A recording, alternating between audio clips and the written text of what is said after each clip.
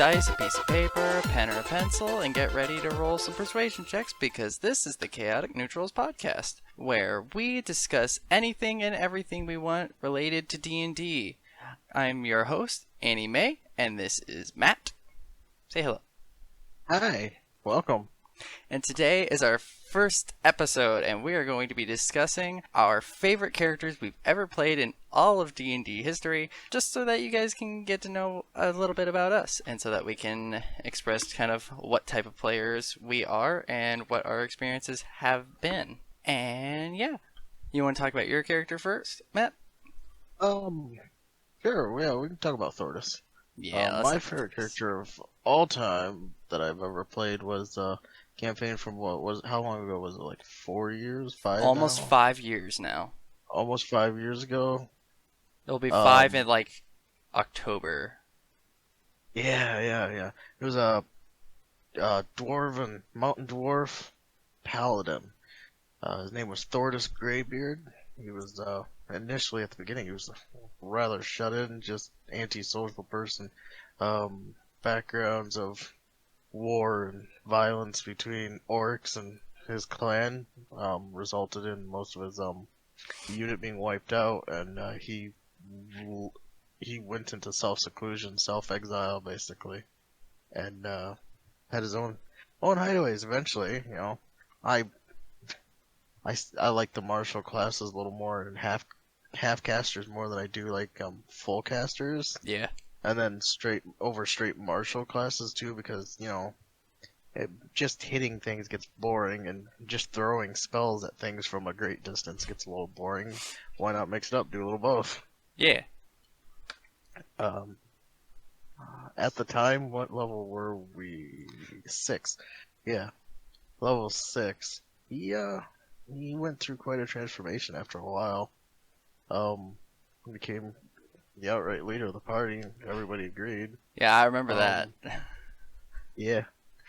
I ended up joining that campaign like 6 sessions after you guys had started. Yeah. So I hadn't. Other than our DM, I was literally the last original player from this campaign. Yeah. Before everybody else just vanished, we had to, Mm-hmm. It was over time. Really. It was some people just quit. One had to quit because of like real life issues, so we wrote his character off as being destroyed, being like basically his character was ripped in half by a monster, then used as the weapon against us.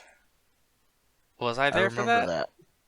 I think you were. What character was that? When it was the tomb of the of that dragon king or whatever the hell he was, the dragon priest with the imp in it.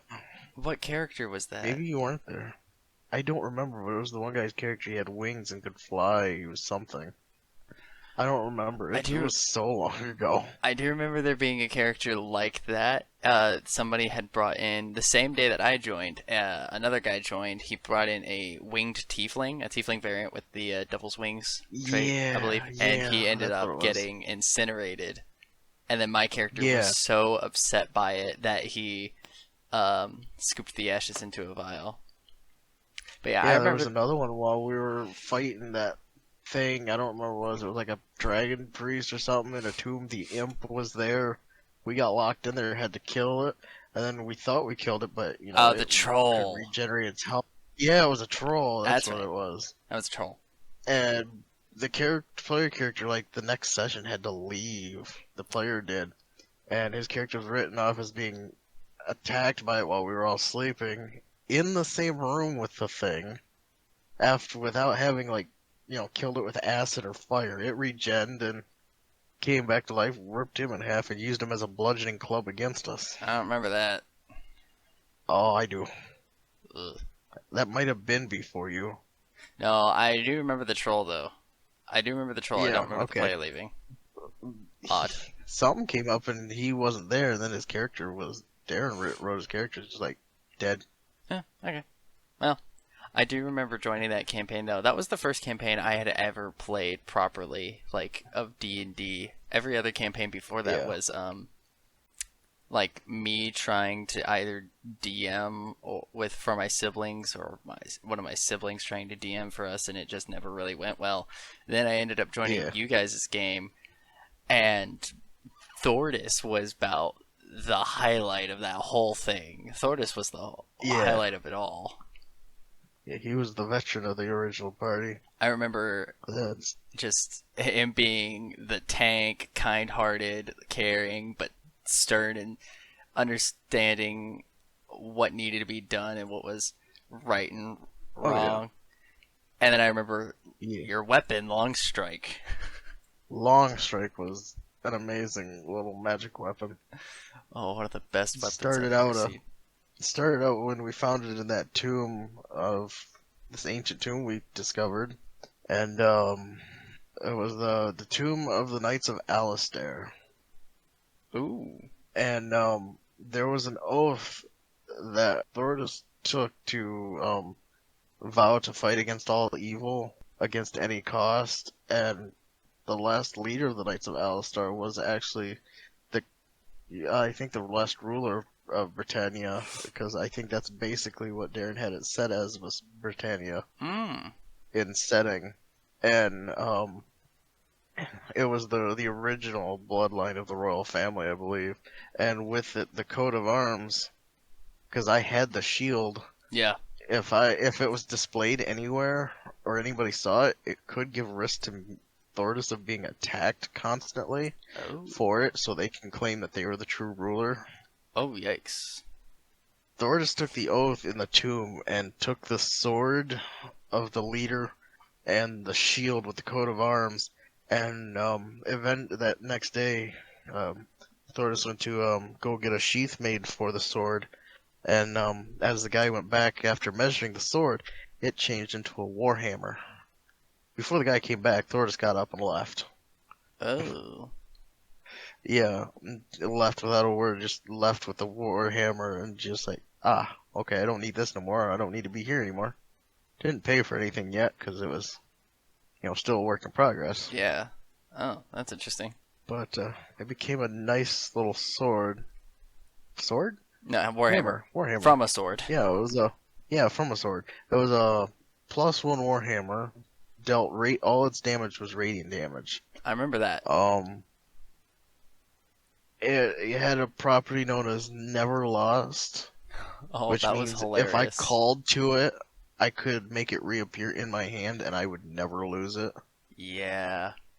Meaning I could also, if I did well enough on the rolls, I could throw it as Yeah, a I do throwing remember that. weapon You became like, and call it right back to me. and were you able to summon or strike it with lightning, or were you like smiting from a distance or I something?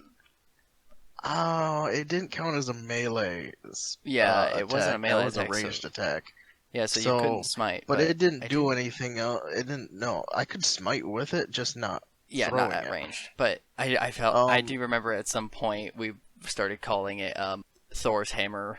We started calling it Mjolnir yes, because you yes, were just because yeeting this I hammer think left I and right. had yeah, I think I had a smite. I have to look at the spells in a second. It also had another ability called Too Good to Die, which basically uses the Death Ward spell once per day. If I'm reduced to 0 hit points, it'll give me 1 extra hit point and I can get back up. It also had life stealing. On nat 20, on critical hits, it dealt an extra d8 of necrotic damage and gave that health back to me. Back to Thordis. Never Eh. reached nat 20s though, because regardless of the roll, it was always well over a 20 Oh yeah, on the you were always on the hitting die. everything. 23, 24, 25. Let's see, I want to roll it here real quick. Because I had a +9 to my attack. I had 20 in my strength, give me a +5 with everything else. Made it a +9. Rolling that, only 15. Wow, well, there we go. See, now it's proving me wrong. Got the whole thing set, pulled up and ready to go, and then you're like, Oh, yeah, aha, of course. crap. Of Maybe course, of made me look course. bad in front of all these people. I think one of the funniest things I ever did with the Thordis was it your character that was the druid? Yes. The Oh, giant spider that right. dropped down behind Thordis. Thordis does not like Yes. spiders, giant spiders at all, I and remember. it's one of his biggest things. He turned around full lethal, just used long strike, just Yeah. smack. That was when I was still trying to figure out how what type of character I should be playing. It was Thunderous Smite Ah, that I used a lot. that explains why we called it Thor's hammer. Yeah, But yeah. because it always echoed with that thunder. But I remember seeing everybody else's characters and everybody being pretty well in their element, and every now and then I'd find a character that I was like, yeah, this works great for me, but then it would fall out for one reason or another. My characters never Yeah, really stuck, like Thordis. Although I almost yeah, ended when we hopped away from that campaign, I do remember playing a ranger at that time. Not my favorite character, but one of the best. yeah. You did switch to a ranger. Yeah, I do remember that was one of my best characters up to that We point. also had that one other player who played a ranger at one point. Murkog, yeah. Had the yeah, he had the pet, the wolf that literally he Misty. gave no orders to because the ranger and pet system is just kind of weird that it takes your full action stuff to, you know, Yeah. command it. Mhm. Yeah, I do remember Thordis was the highlight of that campaign. He was just it was and Yeah, everybody seemed to think so. oh, Thor's like Dar the most popular character there. I know. I mean, Darren for listeners for viewers that he's the DM, he praises that guy. I still, we still play with him now, and he's still praising Yeah, Thordis to this day. Like, oh man, I wish we could go back to that yeah. campaign and finally see Thordis again. Man, yeah, I would love to revisit that campaign. I know, right? Man, it just, man, We probably will at some like, point. Getting to yeah, see yeah, Thordis yeah. again, that would be amazing. Like, yeah. Like there was so much I was expecting for that campaign, but because some people that joined us just wanted Murcog was one of them, Murder Hobo, because Yeah, during that murder mystery he had all planned and set up for everybody, and Murcog got everybody else except for like maybe a couple of us to go, yeah, let's go to the dungeon and do that dungeon crawl instead. I'm like, yeah, I hate you people. Murder hoboing is one of the worst things yeah. Agreed. ever. I hate it so bad. Done right, it could be interesting, but murder hoboing as it was done in there, it really Yeah, ruined the campaign. you know what I almost did? Hmm. I almost RP'd Thordis, turning around and leaving without a word. Thordis was just gonna leave, go back to the city, and run the inn. At the time, I wouldn't have That's what Thordis understood was gonna because do. I was too new to the game. Because that was only like 2 years into my real first play Yeah, session. But yeah, honestly, nowadays I would completely understand. Yeah, yeah. Thordis saying about like killing and murder, and dungeon crawl. Sure, it's fun to adventure, but dungeon crawling is not necessarily adventuring. It's just like a combat simulator, you know? yeah, yeah. It's not that interesting. I mean, and being a DM and having put everybody through that, it's just you start to realize that this has been going on for way too long. Can we please get back to the role play? Like as a Yeah, there DM was and at one as a point player, Darren railroaded us back off the dungeon crawling, and I I know. don't mind that because it was getting really irritating. Yeah, I completely It agree. was really becoming not fun. There was a time where we didn't play for like a month worth of sessions because Darren got tired of it and even almost quit the game. Oh gosh, I don't remember that, Yeah. but I mean, I believe it. I'm glad he didn't know because now we're. I think that bit was I could be completely wrong, but could have been before you arrived because there was a whole thing where we were trying to figure out how to get new players into the Oh, session because I yikes! was literally the only one left at the time. Everybody else had just left. Yikes! People like straight up left the Discord server without a word. Wow. Dang. But look how far we've come. Now we're so far. Now we're so far Right? into it. Like we've got a tight knit group who will never break. You really got to do something wrong in What do order you? to make us break up. Yeah. Now, what about your character?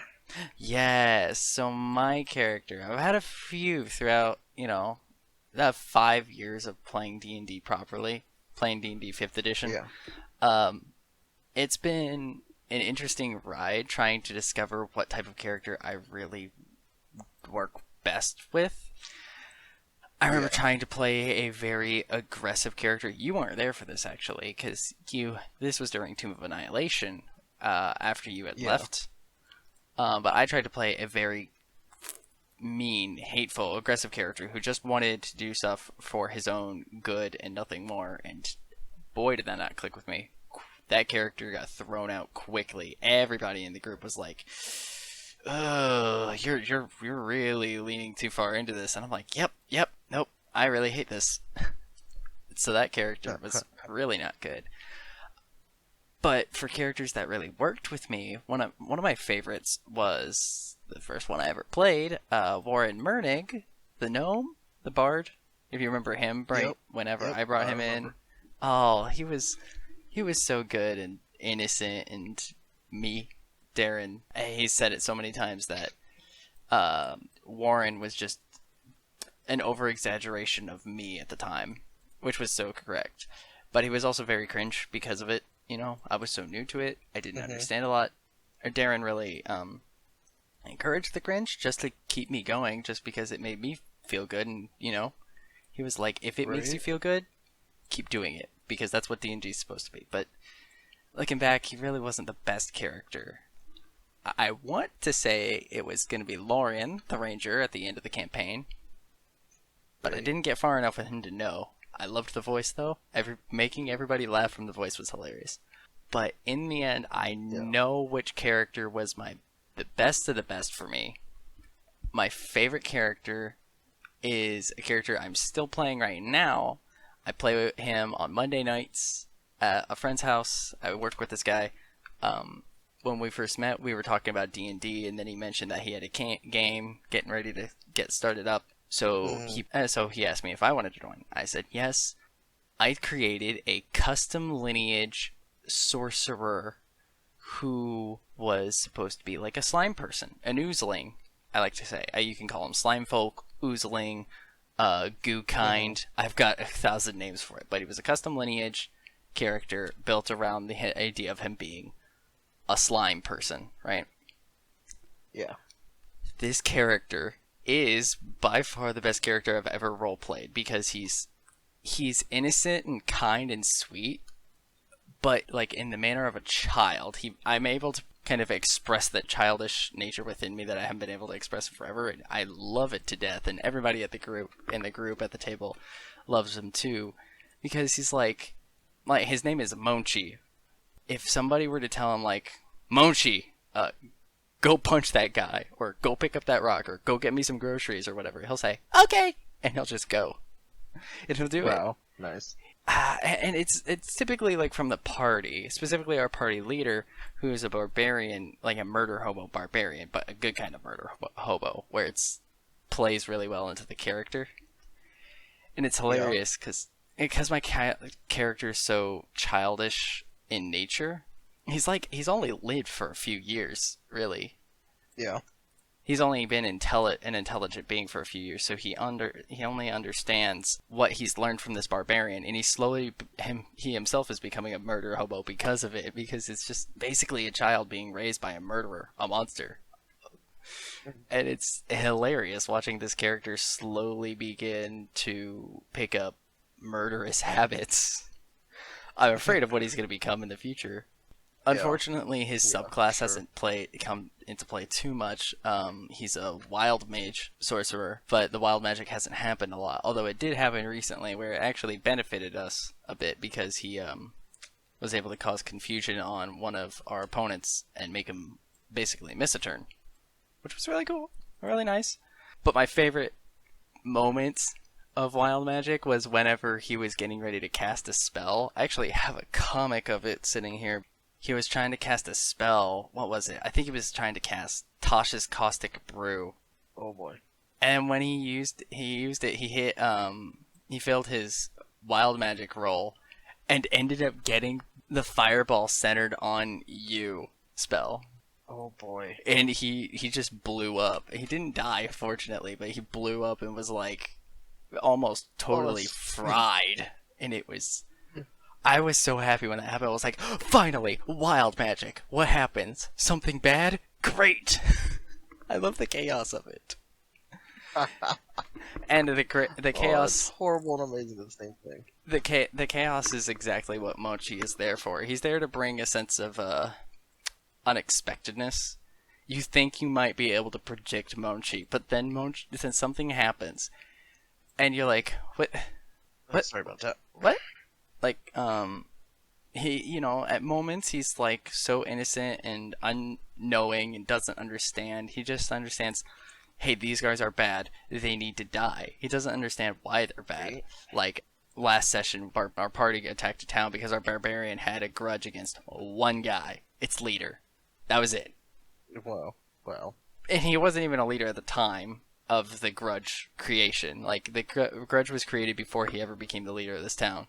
So we attacked this town just because of that. And my character was none the wiser. Like, my character understood that, oh, this guy's the who stole our magic items and ran away, and that's why the grudge started. But I mean, that's like, my character was pretty well unaware of the fact that this was why, and that we're going to be so murderous. He just understood these people are bad, kill them. But then he has moments where he's like super brilliant. Like, he's really good at analyzing scrolls, magic books, items. He loves magic items.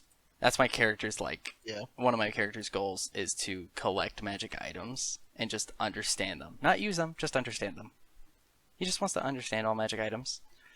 And as a result, Right. he's just becoming a magic item collector, and he can analyze these things so well. He can see, like, what's this scroll? Can I read this? No? Well, I'm gonna try anyway. And he can analyze it and be able to deduce, even if he can't understand the language it's written in, that, oh, this is a scroll of fireball, or a scroll of fairy fire, or whatever, Yeah. And so he has these moments of brilliance, and he's like, how are you so brilliant? How are you this good? But then a lot of other times he's just an idiot child who doesn't know better. Right.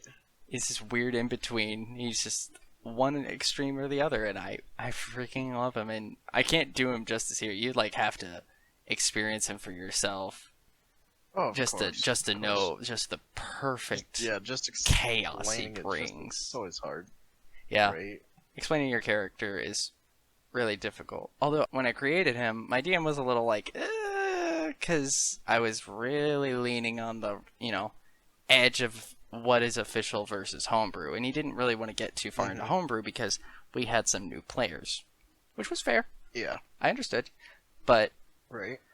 when I created him and introduced him, I was like, okay, this is my slime character.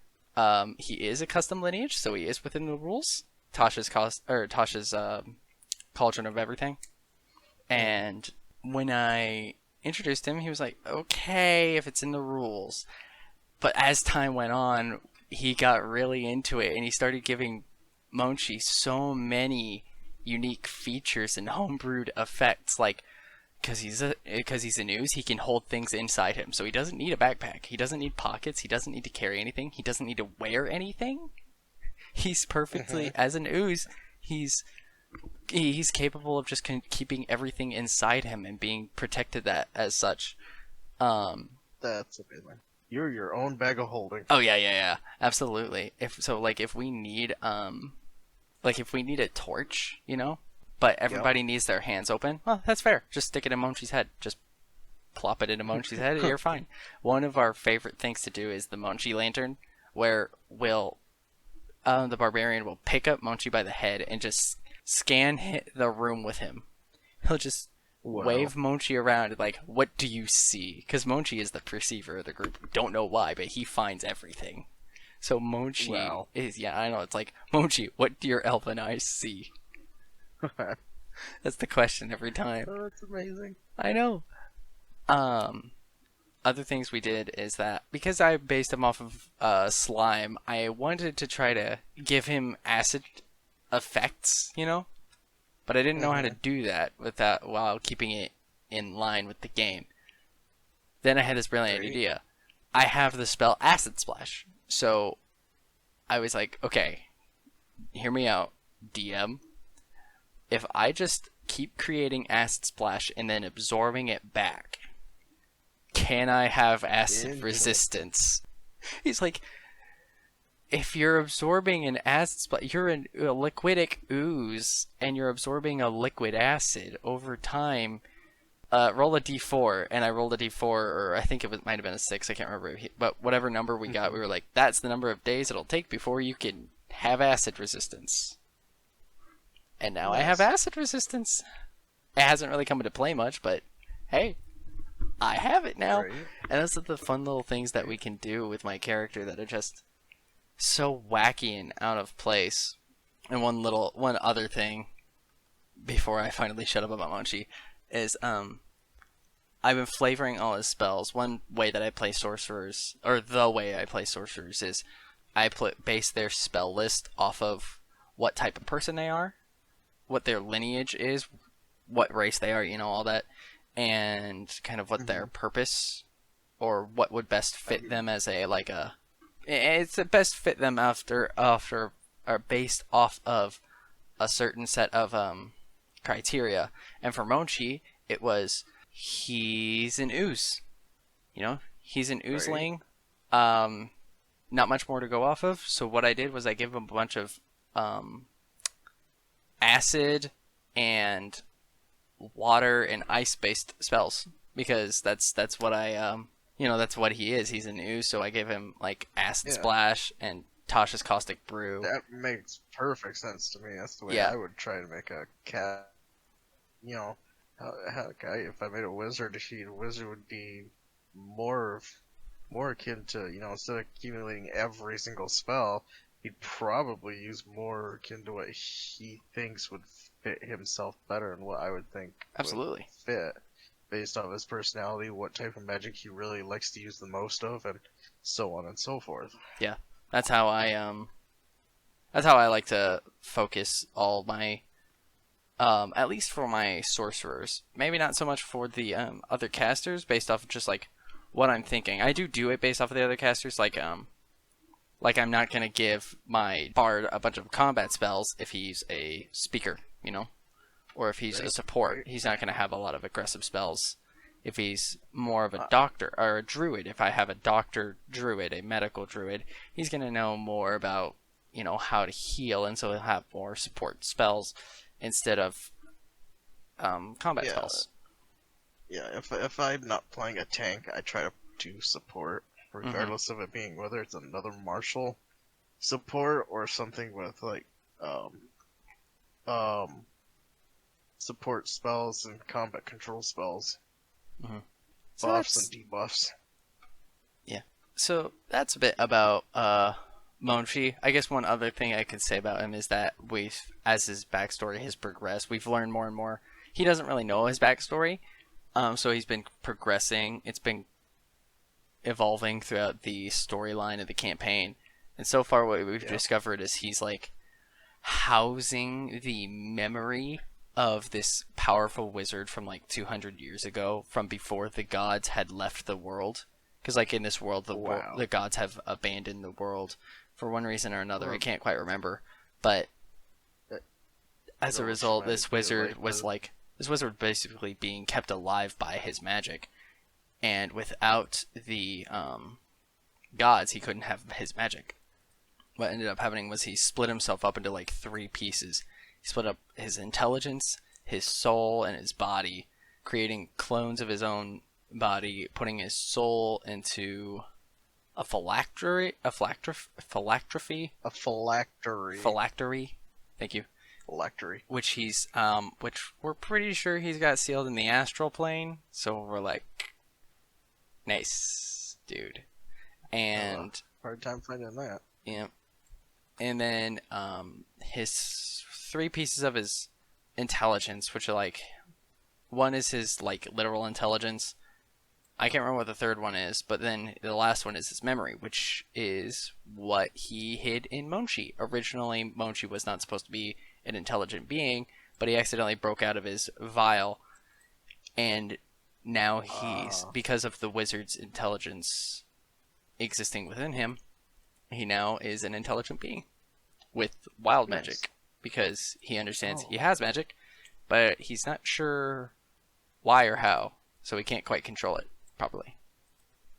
ah, that makes sense. Yeah, and I've basically been thinking this whole time, if Monji is ever brought to the, or given the question, does he want to give up, or he, like, basically he is one of the keys required to bring back this ancient wizard, and it's basically the question Basically, is, would he give would he himself give up up, the memories? yeah, Yeah, for this wizard to bring himself back, or would he let this wizard remain basically dead forever just so he can live? It's an that's interesting a question. good question and all. Real heavy on the moral. Oh yeah, it'll be very interesting to have to deal with later whenever that inevitably happens. Although I think we've already stopped the process because we've destroyed the one functioning clone body. Oof. Yeah. So oops, but not Yeah, oops. oops, I think that's the. Yep, Sorry, not sorry. right? I don't know you, I don't know who you are, nor do I want to be you, so I'm gonna be myself, so no. Yeah. But yeah, that's Monchi. Uh, Nice. now, how did you? Because I'm actually now curious. How did you come up with the idea for Thordis originally? Like when you were getting ready to play, did you just kind of roll him up on the side, just be like, "Ah, this is a character I'd like to play," or did you like have I something specific like in mind? dwarf. I like the dwarven races in most RPG games, even the video games like Dragon Age Origins, Dragon Age 2, the Dragon Age trilogy, Mm-hmm. and any other games I play. And I always like to equate the dwarves to like warrior as like just a whole Yeah, that makes warrior sense. system as well as crafters. They are the some of the best like metal workers and jewel crafters in like the universes that Yeah. they're in. Well, that's been the case for Um, ever since their existence, really, with yeah, Celtic mythology. yeah, yeah, and I like the dwarves, and I chose his backstory, the Child of War sort of thing, Mm-hmm. being a soldier and everything, based off of like the Warhammer 40k universe, not the 40k, the Warhammer Fantasy universe. Okay. Dwarfs and orcs are always at war, so that's why I chose it and made its backstory around that, losing a battle to an orc raid Oh. on a small town that his clan lived in, most of which being wiped out along with his the army that he commanded. He was the acting captain of his whole battalion Oh gosh. sort of thing, and they were all wiped out. The only thing he had left from the fight was he managed to break one of the tusks off the commanding orc's face, and he kept it as a memento as he made this oath of vengeance to avenge his family, his soldiers, and anyone else who'd gotten caught in the attack.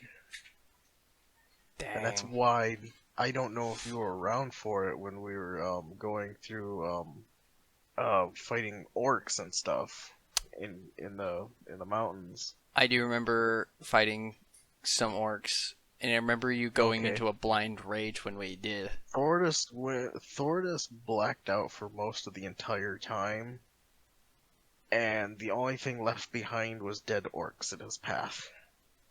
Yeah, I remember that. I remember at least at one point we did find orcs. I don't know if we're talking about the same scenario. Either way, it would have been the same either way because Yeah. Thordis. I actually do remember that Um, was a way of that Darren introduced our one of our other party members. yeah, I can't at the remember time her name, but Thordis almost instinctively attacked at that point. She was a half orc, but more of the oh, orc features were prevalent. Thordis almost attacked him at that point. Olga, I believe was her name. Was Uh it? huh. I Was it think Olga so. Bone I'm not Crusher? sure. I don't remember anymore. I I'm don't not remember sure, but anymore. you're talking about the basically the bouncer of our tavern. I was thinking of something Yeah, else. But yeah, I yeah, do remember that being kind of like Darren's being like, "Oh gosh, don't kill her." yeah, I yeah. do, but I remember Hell, Darren even asked me, like, at the end of that session, if I was okay with them being a half orc. He said if I said so, he would have had them change races or made a new oh, character I do if I remember didn't like that. it. No, I do remember that. There was a different player. Yeah, that's the one I'm remembering. Okay, yeah, I remember there was the bartender who was a half orc. There was a player who tried to come in as a half orc, and that didn't fly, so they didn't join. And then there was another. Yeah, they didn't seem to. Yeah, they left after a while because they just didn't seem like they wanted to play anymore. And then I remember there was one other person. I can't remember her name, but she joined Well, um, some of the people you mentioned, like the bartender, the bouncer, those were straight up NPCs. Yeah, NPCs. that's not the one that I was talking about, and Oh obviously yeah, not the one you were talking about. But the first one I was talking about, what am I trying to mention?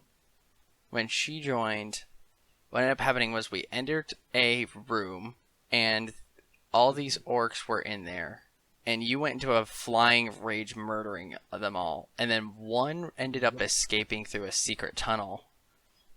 And I had been the druid at the time, so this was the most hilarious thing where I you don't chased remember after the orc into now. the secret tunnel, and as you did, you Yeah. passed up a woman Oh god. bound in the bound and gagged in there. Yeah, And Thordis then never I saw. followed behind as a tiger, and then our ranger followed behind, acknowledging the existence of the woman, but not helping her at all. And then the last two party members walked in, and one of them was like, "Should we help her?" Bruh. And then the Fuck. other one just face palmed and walked out like, "Are you kidding me? Like, of course we should help her." And then it's just, I even remember making a an animatic based off of that because it was just so funny. Right? I remember. But It I remember was. that was the I. one of the examples where you were going into a blind rage, or Thordis was going into a blind Yeah. rage, fighting the orcs, chasing after them. Yeah. Yeah. I don't remember this handout though in the roll 20 Thordis's quest. To defeat chaos and conquer the evil within, you may earn the truth to win. If seeing is believing, but your eyes will lie, an alternative you must seek for this nemesis to die. Put others first for the task ahead. If not this way, you will all be dead. Is surrender, sacrifice, or glory the way? For the balance of battle you must sway. I don't remember what that was about, unless that was from the actual tomb where I got Longstrike. It probably was. The coat of arms was called Dragomir. Hmm. It was a black dragon. Well, pictures got no color, so it's a black dragon on it. Ooh. Old style, almost like medieval English. So, Hmm. remember the leaky cauldron?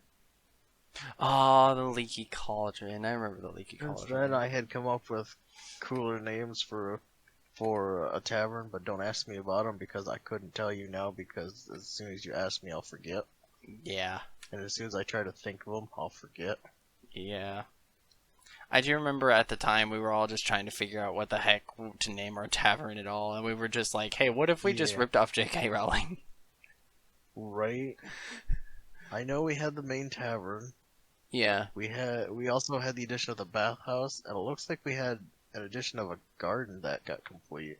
But I don't remember what happened Oh. with that because the gardens attract druids and brings druids to the tavern.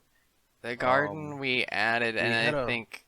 Oh, did we have stables? I think we had stables too. I'm looking still. It's Okay. just tavern, bathhouse, garden, temple, arcanium. bounty board, quest board, Maybe we messenger kept one. roost, and adventure rooms / study.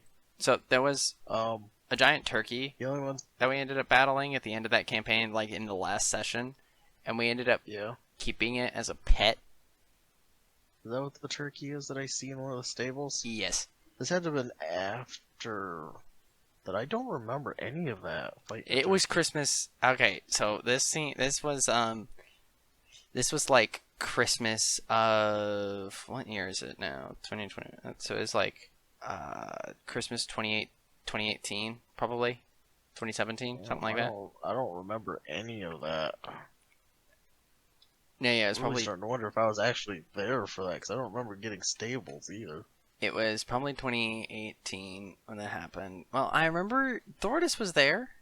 I definitely remember Thordis was there. Probably was, but it doesn't mean the player I remembers. feel like okay. So that was a night where everybody but me, because I was still too young and I still don't do it anyway. But everybody but me was playing not Dungeons and Dragons, but Drunks and Dragons. What? Everybody was drinking and playing D&D except me, and Darren went off the rails on that night. One of our players, I don't remember any of that. ended up seeing, I believe it was a Death Knight. That might have been called. I'm not gonna go hunting for it in the monster manual, but it was like a suit of armor with that was glowing red on the inside, and Darren was like, and when they saw it, they were like, "Hey, is that Santa?" Because it was Christmas, and we had a Christmas game, and he was like, "No, it's not Santa," and they kept persisting. He's like, "You know what? Fine," and he replaced it with an image of Santa, and there was a fight against Santa in the arena. And then he left his candy cane in there. And when he did, we were in there next. Like, that was our next round. So what ended up happening was our Tabaxi Rogue suit ran in and I think his name actually was, ran in and grabbed the candy cane and we got blown away because it knows who's been good and who's been bad and blah blah blah blah. And then Thordis went up and grabbed the candy cane and it was like, he is good. And you had a candy cane weapon. You basically had two holy weapons. I don't. Oh, it was such a funny. I have a feeling that I am. Okay, but Rex and Unless it had to have been I wasn't there, and was Darren? Darren was DMing. DMPCing? Was he DMPCing Thordis though? I don't think so because I remember you saying Thordis jumps into the mashed potatoes and devouring them. Because immediately. Oh my god, I remember. I remember now. You remember now? The mashed potatoes. You remember now? Because we ended up fighting. All it took was the mashed potatoes. We ended up fighting Christmas dinner, and what ended up happening was I remember one of us lit the pudding on fire, and then the fire spread to the potatoes, and you were like, "Oh, this is starting to get a little hot," but you kept eating, and then you devoured all the potatoes. I remember that. Oh, and then my ranger shot the turkey into both eyes, blinding it, but we kept it as a pet later. Yep, I remember that now. Oh my gosh, that was so much. Goodness, that was the last session we played in that campaign. Yep, and then that's when we switched over to the Tomb of Annihilation, and I didn't really have fun with that one. Yeah, that one was like a major experiment for me, trying to figure out, okay, what the heck kind of character do I want to play in this one? 'Cause I went through how many different characters What did I play? You played Gruxel. What did I play? But what was he? A lizard folk. What class? Oh. What class was he? Oh, good question. Was he a shadow sorcerer? I don't know. Because I remember our trickster cleric, I don't remember who played her. Or she had Trickster her Cleric was character. Zaya. Yeah, Zaya did something to Gruxel because he was hallucinating on the swamp gas in the boat, and I used Oh, that's right. thunderclap, and I used thunderclap on her because she used like um mirror image or something like that, Oh gosh. or something like that that tried to mess with Gruxel, and Gruxel did like a thunderclap. I don't remember what Oh, that's a bad class he idea. was. I had long since deleted the character. Oh. I noticed that every character I created in Darren's room after I had long been out in on D&D Beyond got deleted.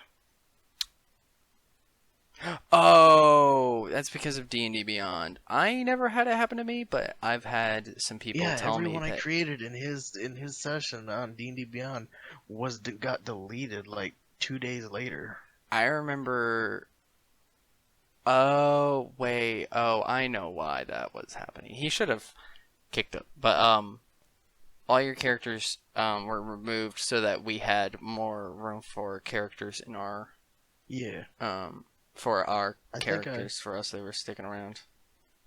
yeah I think I finally deleted the last character that was in there in that Oh. thing, so now I no longer have access to it. Oh.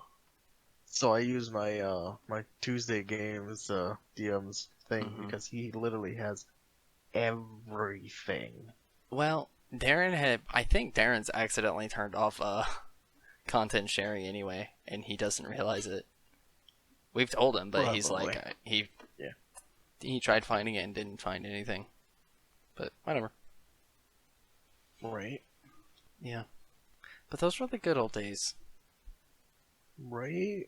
Those were just super Oh, fun getting to play Thordis, or with yeah, Thordis to see I what really happened. want to go back to that. I really I want do to go back too. to that like open world fantasy style thing Mm-hmm. because we there was no, not that I could ever remember, but there was never any clear background, storyline going initially, was there? No, it felt kind We of were all just doing questing. We were just reading notice boards and getting quests from the government yeah. because we had the government contracts. Mm-hmm. So we were just basically contracted mercenaries. I feel like there was a hint of I know there was a story because the one guy, one of the NPCs, the big higher ups, and like yeah, the was assassinated. was assassinated. That was our whole job, was to then do Figure that that out, and murder then mystery thing before everybody wanted to murder Hobo, and Thordis almost just quit. yeah. I bet if I would have actually quit the game myself at that point, I bet Darren would have quit it too. Yeah, absolutely, I agree. If Thordis left, Darren was done. Yep, that would have happened. That's exactly what would have happened, and it would have been very, Yeah, very upsetting. very upsetting. Yeah, And none of this like 5 year long run would have happened. None, nothing. yeah, yep. I'm not sure if the Discord chat would have been around or for me to rejoin later. Yeah, no, probably not. I would have been a That lot would have missing. sucked.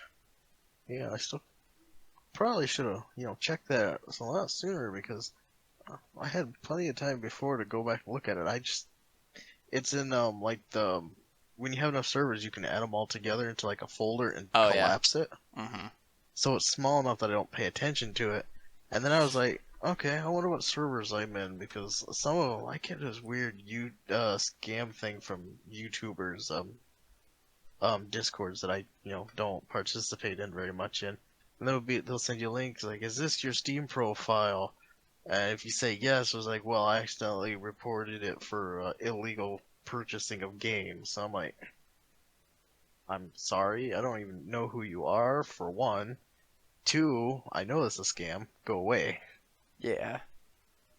Most of them would end up like blocking me right away, and I'm like, yep, thought so. Mm-hmm. But I was searching through the servers and I saw that one. I'm like, Monday Madness. What is this? And I looked at all the people in the server. I'm like, okay. And I was like, should I say something? Should I just continue to ignore it? Should I say something? And eventually I decided I'd say something. And I just said hi, and like everybody just lost their shit. I know. We were like, he's back from the dead. He's back from the dead. He is risen. Right? Everybody just like lost their shit. Oh, when you came back, dude. Had me join that session that day. I know, right? Dude, whenever you showed back up, after that, I went to my brother, because if you remember, my brother actually joined that first campaign Yep. for a short time. And I was like, Yep. dude, you'll never guess who came back. And he was like, who? I was like, Matt. His mind was blown too. Like, what? Matt's back? Like, everybody Wow. agrees you were the best part of that whole campaign. Nice. If Yeah. I look at the Discord, I remember most of the people who were there Mm-hmm. that I'm surprised that aren't playing anymore. Yeah. That's not the server tree here. Like, I'm surprised Zaya's not playing anymore. I remember Nematode from before. Mm-hmm. I'm not sure, I'm not sure I remember Tegan or Titan. Titan joined right at the end of Tomb of Annihilation, so of course you Was wouldn't that remember. after I left? Oh, well after. Okay. We were right I at the. don't know It about was right at Tegan, the end of though. the campaign. Tegan, he's a good friend of mine. That I've known for years, even before playing D&D. But he was looking for a group to play in, and I was like, you could join this group. And I think, were you there? Mm. I'm not sure you were there. No, you weren't there because that was after we TPK'd. We ended up TPKing to Grungs, and then Tegan ended up joining the session. We brought in the new party. Oh, okay. So it was really nice. What happened to Zaya? Zaya ended up having just a whole bunch of life stuff get in the way, just like you. Makes sense. Yeah. Makes sense. She hasn't With been a few booted for of the us, same reason, and the fact yeah, that Rex is here too, and the two of them yeah, together just yeah. quality They duo. were they were quite the pair when they were together, especially when they did the Tabaxis. Oh, the Tabaxis were their beautiful intro. Suit and boot. Yeah. Soot and boot. Do you remember? For the other people that are playing, there are a lot of people in the server. Oh yeah, Why is there a rhythm bot in the server with? because we were trying to make that work. Like the music in the background music, Yeah. battle music and stuff. Didn't last long. No, I didn't think so. I think it works a lot better when you have the right stuff to actually play music in Roll20. Yeah. But Yeah. anyway, yeah. Yeah. Looking back, that was so fun to explore all that, and just that I was very glad that was my introduction to Dungeons and Dragons 5th edition Right. proper. Like that was my proper introduction. I was first introduced to 3.5 from my dad. I tried to do a little pencil and paper tabletop at 3.5. 3.5 is so confusing to me. There's so much more things you gotta Oh keep gosh. track of, especially with all your different Yeah. checks and everything. I do hear people love it. It's yeah. I don't. More power to them. Maybe I'd try it again at some point, but there's just so much more to learn and figure out when it comes to um checks, because all your basic ability checks, skill checks Yeah. in 5e are refined, simplified versions of that, which combine multiple under one category. Yeah. It's like if you just split them all up into the individual different things, you get 3.5 again. Mm-hmm. I like the saying that 5.e is the keep it simple stupid version of D&D.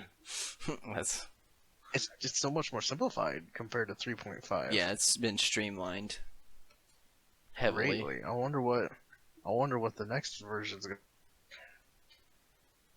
Yeah, that is an interesting question. What will the next version of D&D be like? What what will sixth edition look like?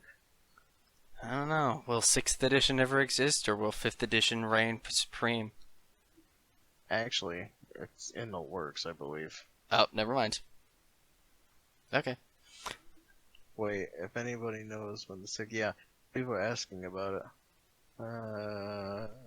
Yeah, Interesting. they're mainly focused on fifth edition, but they plan to do a sixth edition.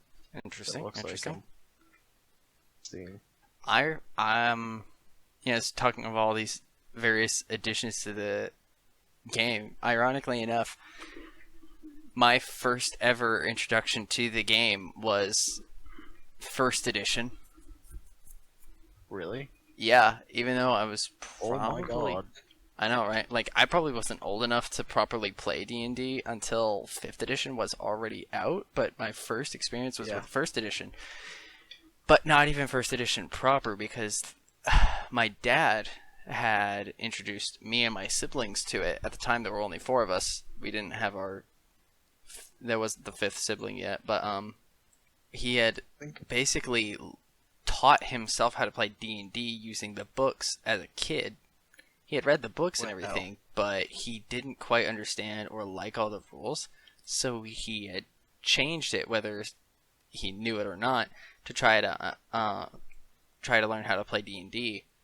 And so for the longest time, he ran D&D his own way. So first edition wasn't even the way he played first edition wasn't even the way that was proper, but It it was was my meant to be first played. experience. It was my first experience playing I first mean, edition or playing D&D ever, and I freaking loved it. What ended up happening was I bought a pet sheep. It blew my mind how many potential things there were. I ended up buying a pet sheep.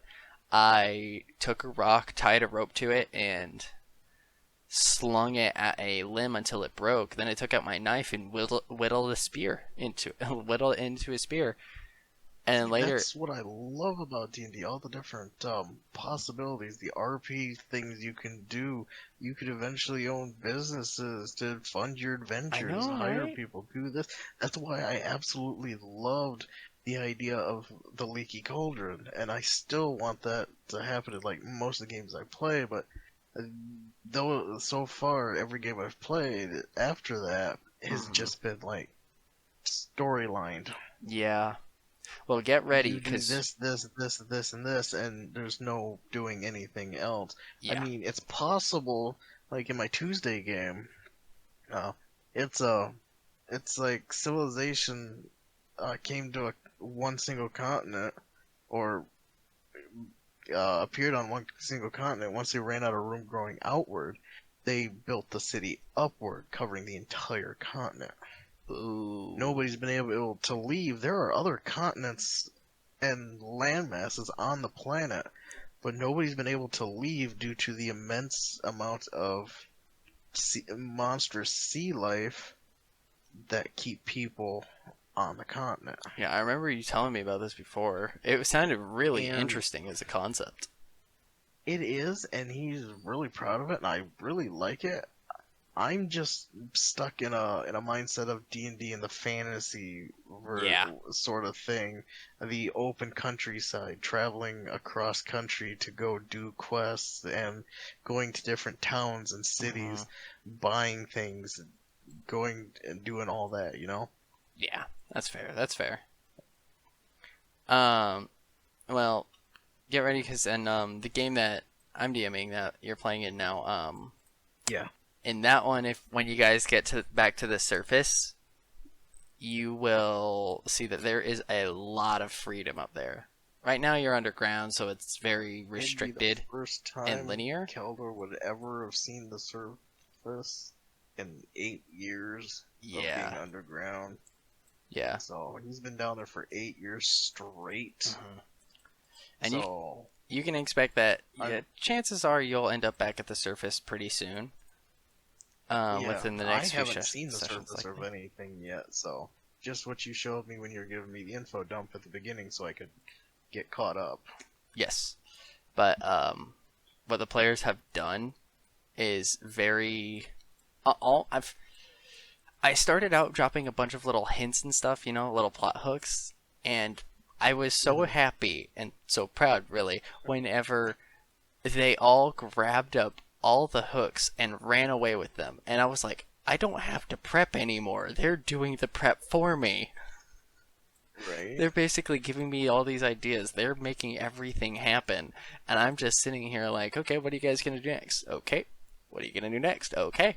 What are you going to do next? Okay. And that was every time they're in the surface. That is what happens. And I love And it. It's so fun. yeah, yeah. I would like to have Kaldor be like, you know, he's proficient in cartographer's tools for his Ooh. archaeologist background, which means map making. Yeah. He being down there for 8 years, I'm sure he's got a very well detailed idea of what's down there so far for where he's been. I would Oh, like to be a shoot. thing where eventually once it's all cleared out, to make maps of the place to better other explorers who go down there, other archaeologists and like-minded people. Oh, dang. Yeah. And Yeah, you have a I would point. love to try and have like a shop for that too, but it's that takes money. Yeah. Haldor literally only has 25 gold to his name. That's the starting gold that he had Well, when I created his character. dude, if you had been here at the beginning of the campaign, that would be very different. Yeah, I wish. I mean, if I go over to, I got to keep the gold from my last character because in my Tuesday game I didn't care for the low level warlock. I couldn't. Yeah, I wasn't having fun with it. It Mm. was Kaldor, but at low level. Yeah. And so I created a tiefling sorcerer, divine soul named Sabal Black, and DM let me keep the money he had. Hmm. Right now, right now he's only got 34 gold, 6 silver, 7 copper. What did I have a character? Where was that character? Oh boy, now I gotta go look. I'm gonna look while we talk. Oh, that was like super money. Oh, it was son of a gun. Okay, well, I need to full screen that because it's not giving me all the things. I had my stuff half and half Oof. campaigns. It was where are you? Cormal. Cormal Threadbreaker, the monk. He's no longer a Redbreaker. Cobalt Soul monk. Yeah, it was just the word that the I do name generators because it's too hard for me to think of a name. Ah. I do fancy name generators and came with Cormal, and I used Goliath name generators and it came Cormal Threadbreaker. Mm. Don't know why, but that's what it is. I like He's that. That sounds really cool. he's now Way of the Drunken Master. Brilliant. I absolutely love the sound of it and love the way it works. Yeah, he's at 200 platinum, 580 gold, 204 silver, and 419 copper. Platinum? What? Platinum. 200 platinum. What? That's We get so paid very much. well for we got paid very well for most of what we were doing. Dang, man. That's a lot. Plus, we come across some things while we're raiding warehouses, so we got the money from there too. While we were trying to take down the corrupt House Caliph, which is the main trading house in the city. So we basically damaged a majority of their trading infrastructure, while at the same time raiding their warehouse. While also, it was all a job for the Assassin's Guild too. Oh, We joined the well. Assassin's Guild Oh. somehow too. The Assassin House, House Ablar, Okay. Okay. and that's where we got most of our money was from them. They paid us extremely well for what we were doing, for the information and everything. Yeah. Okay. In total, at combining it all to gold, that's 2,604 gold on this person at the moment. he's carrying a total of 96.5 pounds of anything he has on him. Whew, that's a that's a lot. Um, It is a lot. that is that is a lot. I will say though, I may have made a mistake early on in the campaign Oh, whenever I gave my group cash money because what yeah. ended up happening, oh gosh, it's not loading. There we go. So what ended up happening was in the campaign I'm DMing. I started out with like all the players having their own little things. Basically, session 0 turned into session 1, where Hmm. they were all introduced themselves. They went out and amongst the town, had their days out, established what their characters will be doing and what they're going to be like throughout the campaign, right? So Tegan's I like, character, the paladin. not to interrupt real quick, I like how my character still hasn't been, nobody's talked to my character since he's been here. He's just like here and he's just stuck around regardless. Like nobody's interrogated him, asked him who are you, what's your goal, why are you here, what's going on? I think that's probably Yeah, gonna. they just seem to be cool with it. Ugh. I think that might change soon. Yeah, Darren and I were that actually might be ignorant. having a discussion about that. Kind of Who, like, you and Darren? yeah. Um, Yeah. it's the session has definitely derailed a little, or the whole campaign is derailed a little. I can Um, tell. yeah, I'm gonna try to get it back on track, but back at the beginning of the campaign, what ended up happening was after Hmm. basically what I did was I had everybody do their own thing, and then I was like, okay, now Tegan's character, the paladin, Felwinter, um is a gladiator. So I was like, okay, I want a gladiatorial reign, right? I want an arena. What ended up happening was they found an arena, and in World they found an arena which they from the ancient civilization they rebuilt it, put it back Hmm. to making it look nice and functioning, and now they have gladiatorial battles in it. So Felwinter is like the gladiator, right, in this whole town. He's like the Great Wall is what they call him, or something similar. I can't remember exactly, but he's Yeah. like the gladiator. So they Oh have yeah. this big game at the beginning, right? And Hmm. the bets are pretty well on the favor of this Yuanti he's getting ready to battle, right? So Hmm. everybody's putting a lot of money on this Yuanti. So he's putting a lot of money on Felwinter, banking on the fact that Felwinter will win, right? Well, so did Hmm. the rest of the party. And I may have About time. accidentally broke the campaign in session 1 when Felwinter won this campaign, Oh, he or won, won this and that's game. probably where everybody's money came from, wasn't it? Yes. Everybody won. God damn it. Wow. Everybody won, and I'm trying to figure Wow. out how much did they win. That would all be how much they bet on him. I can't remember how much they won. So like, let's pull up. Let's see.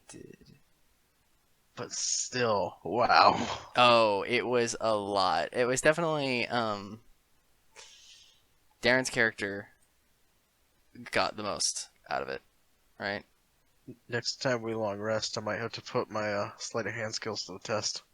Oh, he doesn't. I mean, he doesn't have it on him, of course. I figure, but still, He's smart, but yeah, it was a bit insane whenever they won. I can't get the character sheets to load for some reason, so I Oh, can't figure out how much they have. But to put it simply, yeah. Darren said that he never had more money in a single campaign in his entire lifetime of playing D&D. I Wow. know, and I gave it all to him on session 1. At first, I felt like it really did break the campaign, but they haven't really purchased anything major, and they've been making a lot of small progressive Oh yeah, changes that that would really helping their goal. Like, yeah. and Darren's actually told me that he knows he's gonna need every penny of it for everything that he wants to do and all that. I mean, they have a freaking inn. Oh, You know, they have an it inn makes and a tavern. damn. Uh huh. Let's see. Which they started off That's what with. makes me wanna ask, like, if they wait, they have that to start off with here in your campaign. Yeah, they have Damn. the tavern from the beginning. Now I wanna find out if Kaldor would be able to have like a small cartographer's shop up there that's currently closed because he's been down expeditioning and making maps. He doesn't have to have Theoretically, the money. theoretically, there's Doesn't a have lot that you to. can do. There's a lot I could do. I was because joining as late as I did, there's a lot I could just add in Mm-hmm. if with you're okay. Oh, I'll probably be okay with it. Oh, of course, it's me. It's not just you, it's me. It's the fact. I I mean, know. I learned early on, before I ever started DMing, was if you're a Yeah. DM, learn to never say no, or learn to not say no as best you can. The the only thing you can say is you can try. Yes. That's what I've learned by watching every You DM can campaign I've seen try. on YouTube and nobody ever says no. It's you can try. Yeah. There's no yes, there's no no. It's you can try. Mm-hmm. That's so true, though. It really is so It true. really is. Saying no is just like me. Just same thing. I don't. In something like D&D, saying no, you can't do that is like I don't like it.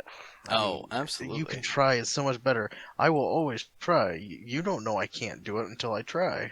Yeah, exactly. Yeah.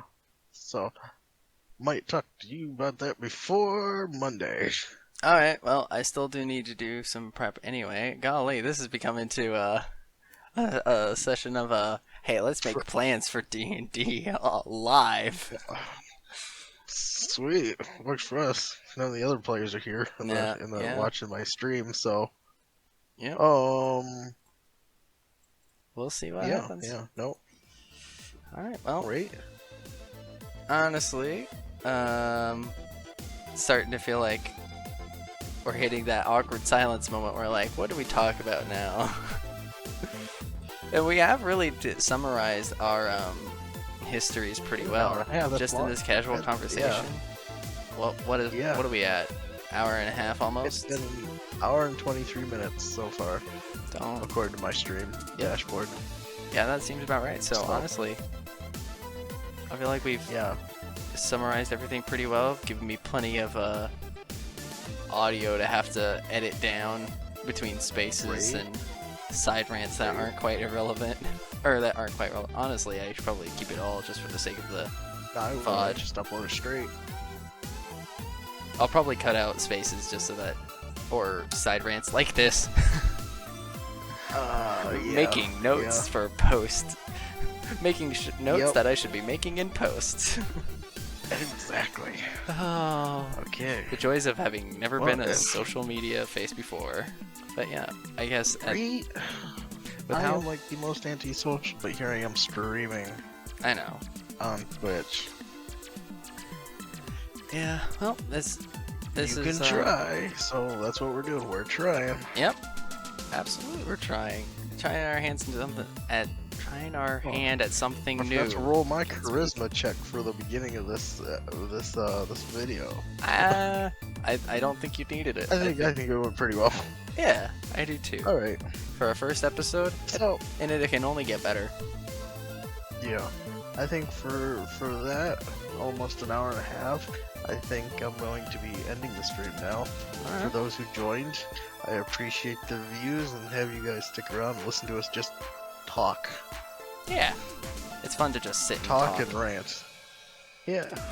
And So- I hope that this is a good enough summary of our history with D&D. I sure think it was.